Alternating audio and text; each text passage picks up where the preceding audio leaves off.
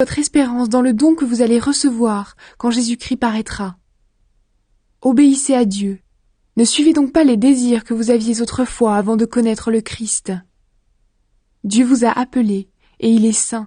Alors vous aussi, devenez saints dans toute votre conduite.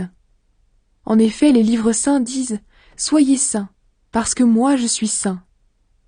Dans vos prières, vous appelez Père celui qui juge chacun selon ce qu'il a fait, sans faire de différence entre les gens. Alors vivez en respectant Dieu avec confiance pendant que vous êtes sur la terre. La façon de vivre que vous avez reçue de vos ancêtres ne menait à rien. Mais vous le savez, Dieu a payé un grand prix pour vous libérer de cette façon de vivre. En effet, il ne l'a pas fait avec des choses qui peuvent s'abîmer, comme l'or ou l'argent. Mais il vous a libéré avec le sang précieux du Christ, qui est comme un agneau sans défaut et sans tache. Dieu l'a choisi avant la création du monde, et pour votre bien, il l'a fait connaître maintenant, en ces temps qui sont les derniers. C'est par le Christ que vous croyez en Dieu, qu'il a réveillé de la mort et lui a donné la gloire.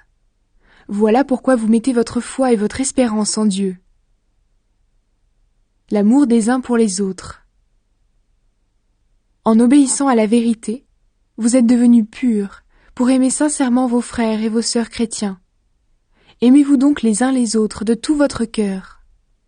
La parole de Dieu vous a fait naître de nouveau. Et cette parole n'est pas comme une graine qui meurt. Elle est vivante, elle ne meurt pas, elle dure toujours. En effet, les livres saints disent « Tous les êtres humains sont comme l'herbe, et tout ce qui les rend importants est comme la fleur des champs. L'herbe sèche et la fleur tombe, mais la parole du Seigneur dure toujours. » Cette parole, c'est la bonne nouvelle qu'on vous a annoncée. Rejetez donc tout ce qui est mal. Ne trompez personne, ne soyez pas faux, ne soyez pas jaloux, ne dites pas du mal des autres. Comme des bébés qui viennent de naître, désirez le lait de la parole de Dieu. C'est un lait sans mélange. Alors, en le buvant, vous grandirez et vous serez sauvés. En effet, les livres saints le disent, vous avez goûté comme le Seigneur est bon. Les croyants sont le peuple de Dieu. Approchez-vous du Seigneur Jésus. Il est la pierre vivante. Les gens l'ont rejetée, mais Dieu l'a choisie et elle est précieuse à ses yeux. Approchez-vous de lui. Alors vous aussi, comme des pierres vivantes, vous servirez à construire la maison de l'Esprit Saint. Vous formerez une communauté de prêtres saints pour offrir des sacrifices selon l'Esprit de Dieu, et Dieu les acceptera à cause de Jésus-Christ. En effet, les livres saints disent de la part de Dieu « Regardez, j'ai choisi une pierre précieuse, et je la pose dans la ville de Sion comme pierre principale.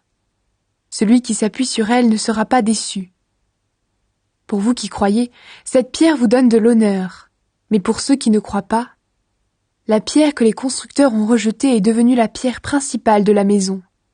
Et ailleurs, ils disent « C'est une pierre qui fait perdre l'équilibre, un rocher qui fait tomber. » Les gens se cognent contre elle parce qu'ils refusent de croire à la parole de Dieu, et c'est cela qui devait leur arriver.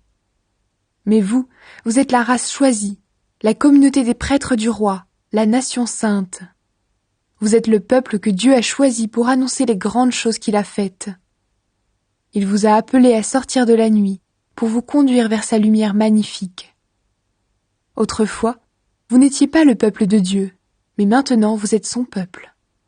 Autrefois, Dieu n'avait pas pitié de vous, mais maintenant, il a pitié de vous. Se conduire comme des serviteurs de Dieu. Amis très chers, vous êtes des gens de passage et des étrangers sur cette terre.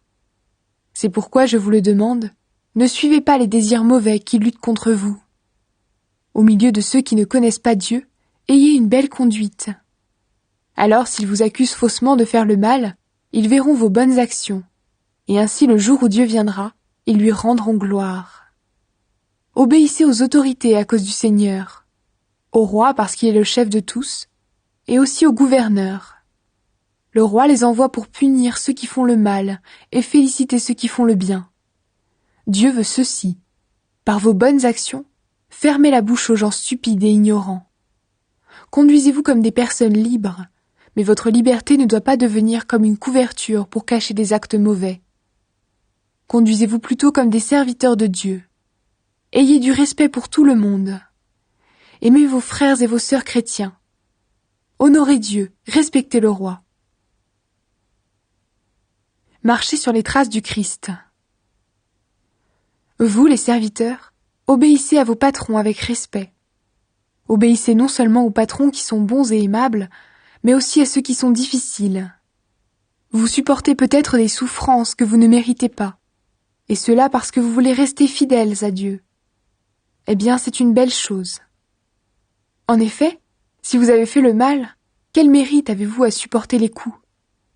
Mais si vous souffrez avec patience quand vous avez fait le bien, c'est une belle chose devant Dieu. Oui, c'est à cela que Dieu vous a appelé. Le Christ aussi a souffert pour vous. Il vous a montré le chemin pour que vous suiviez ses traces. Lui, il n'a pas fait le mal. Il n'a jamais trompé personne. Lui, quand on l'a insulté, il n'a pas rendu l'insulte. Quand il a souffert, il n'a menacé personne, mais il a mis sa confiance en Dieu qui juge avec justice.